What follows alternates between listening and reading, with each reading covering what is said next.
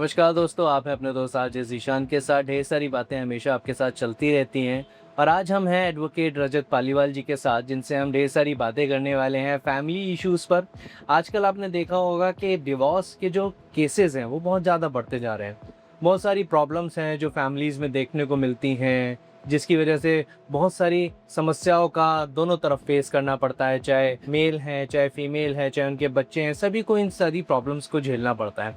तो क्यों ये प्रॉब्लम्स बढ़ती जा रही हैं और किस तरीके से हम इसको सॉल्यूशन की तरफ ले जा सकते हैं, इन प्रॉब्लम्स को दूर कर सकते हैं, ये सारी बातें आज हम रजत जी से जानने वाले हैं। सर, आपका बहुत-बहुत स्वागत है हमारे साथ। नमस्कार जी। जिशान जी, कैसे हैं आप? जी, बढ़िया सर रजत जी। तो रजत जी, पहला सवाल मैं आपसे जानना चाहूँगा कि एक लंबा अरसा आपको वकालत करते हुए हो गया है, तो आप अपने बारे में हमारे सभी लिसनर्स और व्यूअर्स को थोड़ा बताइए। मेरा नाम रजत पालीवाल, मैं प्रोफेशन से एडवोकेट हूँ और मेरे को 16 इयर्स हो गए हैं डिस्ट्रिक्ट कोर्ट, हाई कोर्ट और consumer, matrimonial, cheque bounce, criminal, civil matters में वकालत करते रहे। जी। तो रजत जी, आजकल हमने देखा है कि बहुत सारी प्रॉब्लम्स जो हैं फैमिली इश्यूज़ में होने लगी हैं। लोग ज़रा-ज़रा सी बात पे एक ईगो हर्ट हो जाती है, अनबन हो जाती है और अलग होने का फ़ैसला कर लेते हैं। तो मुख्य कारण आपको इसमें क्या लगते हैं? देखिए, इसमें सबसे बड़ा जो कारण है वो है लैक ऑफ अंडरस्टैंडिंग। आपसी समझ में इसे कहूँगा, कम्युनिकेशन गैप, मिसअंडरस्टैंडिंग, ये सारे कारण हैं आजकल जो है जो फैमिलियों में जो डिस्प्यूट हो रहे हैं। लोग एक दूसरे के साथ एडजस्ट नहीं करना चाहते हैं, उनके साथ वो अपना समय जो वैल्यूएबल टाइम है वो सही से शेयर नहीं करते हैं। ये सबसे बड़ा कारण है। जी। पेशेंस नहीं है। फैमिली में अप एंड डाउन्स आते हैं और जो हस्बैंड और वाइफ का जो रिलेशन है वो एक ऐसा रिलेशन है कि वो एक यूनिट मानी गई है, लीगली भी एक यूनिट ही मानी जाती है हस्बैंड और वाइफ जो है। तो ऐसी कंडीशंस में जहाँ दोनों पक्ष हस्बैंड और वाइफ अंडरस्टैंडिंग नहीं रखेंगे, वहाँ पे फिर डिस्प्यूट आते हैं। जी, बिल्कुल, बिल्कुल। बिल्कुल सही बात आपने बताई। तो इसमें ज़्यादातर आपको किन लड़के पक्ष की तरफ से या लड़की पक्ष की तरफ से ज़्यादा शिकायतें सुनने को मिलती हैं कि भई, क्योंकि देखिए लड़की भी चाहती है कि उसका सम्मान किया जाए, कि लड़का भी अंडरस्टैंडिंग हो और आजकल हम देख भी रहे हैं कि लड़के बड़ा हाथ बटाकर चलते हैं। तो इसमें ज़्यादातर मिसअंडरस्टैंडिंग्स किधर से क्रिएट होती देखिए, मिसअंडरस्टैंडिंग जो है ना, ज़्यादातर मैं इसका सबसे बड़ा कारण तो आपको बताऊँगा, मोबाइल फ़ोन है। है? जी। अगर आप आज से काफ़ी साल पीछे चले जाएँ, हुँ, हुँ। देखिए जब 2 जने साथ रहेंगे तो उनमें अनबन भी होगी, जी, डिस्प्यूट भी होंगे, प्यार भी होगा। जी। ऐसा नहीं है कि केवल अनबन ही होगी, डिस्प्यूट ही होंगे, लव एंड अफेक्शंस भी होते हैं, सारी चीज़ें हैं, इमोशंस भी एक दूसरे के जुड़े होते हैं। लेकिन ज़्यादा समय आजकल मोबाइल पे देना महिलाओं का, ये एक मिसअंडरस्टैंडिंग का सबसे बड़ा कारण है। जी। क्योंकि हर किसी की इश्यूज़ अलग होते हैं, हुँ, लेकिन वो कंपैरिज़न जो वो मोबाइल पे देखते हैं, सोशल मीडिया पे देखते हैं, हुँ। उनमें अपने आप को, उन किरदार में अपने आप को खड़ा कर लेते हैं और फिर अपने हस्बैंड के साथ या हस्बैंड वाइफ के साथ, मैं दोनों को ही कहूँगा, किसी एक को नहीं कहूँगा, वो उन किरदारों को देख के उन्हें जज करने लगते हैं, जो कि गलत है। जी, बिल्कुल, बिल्कुल। और जैसे इसमें देखा जाता है कि बहुत हद तक घरेलू हिंसा भी हो जाती है, किसी भी एक पक्ष के साथ।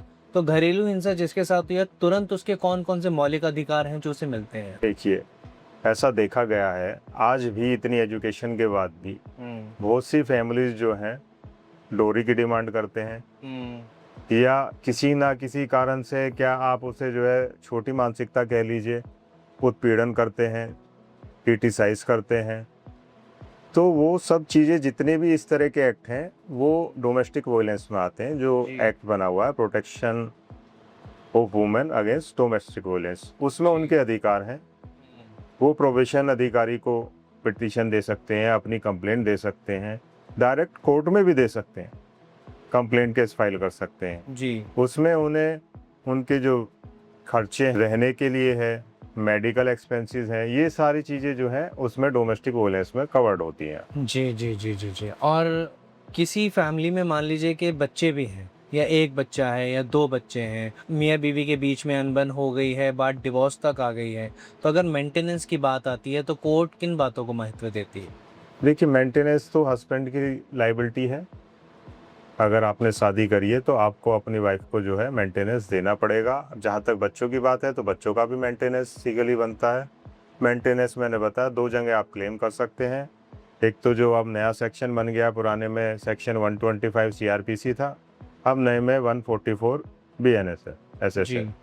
तो इसमें जो है वाइफ फैमिली कोर्ट में डिमांड कर सकती है अपने जो खर्चे हैं उनके कंपनसेशन के लिए। उसमें कोर्ट इंटरिम कंपनसेशन भी तय कर देता है और फाइनली भी तय कर देता है। वो अकॉर्डिंग टू होता है इनकम ऑफ हस्बैंड, कि हस्बैंड की इनकम कितनी है उसी के ऊपर वो निर्धारित किया जाता है जी और वो वाइफ और बच्चों दोनों को मिलता है। जी जी जी। और कोर्ट किन बातों से कस्टडी तय करती है कि कस्टडी मेल पक्ष को मिलनी चाहिए, पिता को या माता को? देखिए, अगर बच्चा छोटा है, बिलो 3 इयर्स है, तो उसमें तो कस्टडी जो है मदर के पास ही रहेगी। ओके। लेकिन अगर बच्चा इससे ज़्यादा बड़ा है, 7 साल से अबव है, तो उसमें कोर्ट ये देखती है कि हु इज़ कैपेबल, कौन कैपेबल है जो बच्चे की अच्छी परवरिश कर लेगा। जी कोर्ट अपने सामने उसके एविडेंस लेगी। एविडेंस के बिहाफ पे कोर्ट ये तय करती है कि कस्टडी किसको दी जाए, आइदर हस्बैंड और वाइफ। जी जी जी। और ज़्यादातर किन बातों की समस्या आप देखते हैं कि अगर मामला सुलझना चाहे कि सुलझ सकता है, या फिर लोग इसी इरादे से आते हैं कि नहीं अब उन्हें अलग ही होना है? देखिए, लोग आते हैं यहाँ पर और कोर्ट भी, अब सुप्रीम कोर्ट भी इस चीज़ को लेकर बड़ा स्ट्रिक्ट है। इसलिए मीडिएशन जो है, मीडिएशन सेंटर्स कोर्ट में भी होते हैं, जी पुलिस परामर्श केंद्र में भी जो है मीडिएशन सेंटर्स होते हैं। जी। तो फर्स्ट प्रायोरिटी कोर्ट की भी, इवन पुलिस की भी यही रहती है कि अगर हस्बैंड वाइफ का डिस्प्यूट है तो इन्हें समझा बुझा के, इनकी काउंसलिंग करा के और प्रॉपर काउंसलिंग से इनका घर जो है वो बर्बाद ना हो, ये अलग ना हो। ये दोनों जो है, कोई छोटे डिस्प्यूट है तो वो समझा दिया जाता है। मान लो जैसे महिलाओं का कहना है जी मुझे खर्चा नहीं देते हैं, मेरी तरफ जो है ध्यान नहीं देते हैं, बच्चों की जिम्मेदारियां नहीं उठा रहे हैं, या मान लो हस्बैंड से बहुत सी बार डिस्प्यूट ऐसे देखे गए हैं कि हस्बैंड से कोई दिक्कत नहीं है, जी फैमिली वालों का इंटरफेयर ज़्यादा हो रहा है, किसी नियर रिलेटिव का इंटरफेयर ज़्यादा हो रहा है, या किसी फ्रेंड का वो वाइफ को पसंद नहीं है, वो उस चीज़ को नहीं मान रहे। तो बहुत सारे ऐसे जो मीडिएशन में समझाने से बहुत सी बार वो डिस्प्यूट जो है सोल्व हो जाते हैं और उनका जो घर जो डाइवोर्स वाली स्थिति बनती है उससे वो लोग बच जाते हैं। जी जी जी जी जी, बिल्कुल सही बात आपने बताई।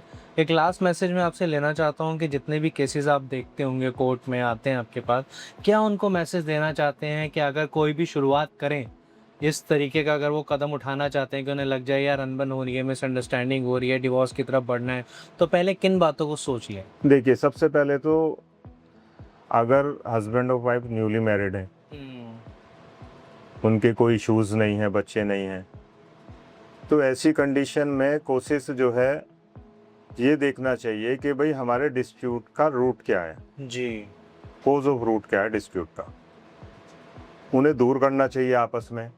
अगर स्थिति ज़्यादा गंभीर है, मान लीजिए अब कोई नहीं मान रहा है, मार पिटाई कर रहा है, आपको ऐसा भी लग सकता है कि वो इससे आगे भी बढ़ सकता है या आपको आत्महत्या के लिए भी, सुसाइड के लिए भी उकसा सकता है, ऐसी कंडीशंस में तो आपको जो है अपने परिवार वालों को भी कॉन्फिडेंस में लेना चाहिए, पुलिस कंप्लेंट फाइल करनी चाहिए, डोमेस्टिक प्रोबेशन अधिकारी का डोमेस्टिक वायलेंस के भी आपके जो राइट है, आपको जो है वहाँ कंप्लेंट फाइल करनी चाहिए। लेकिन अगर बातें छोटी हैं तो ऐसे में प्रायोरिटी आपकी होनी चाहिए कि हस्बैंड और वाइफ आपस में बैठ के बातें करें, कम्युनिकेशन का गैप ना हो, अपने डिस्प्यूट सॉर्ट आउट करें और जहां अपनी कमियां हैं उन्हें दूर करने की कोशिश करें। जी।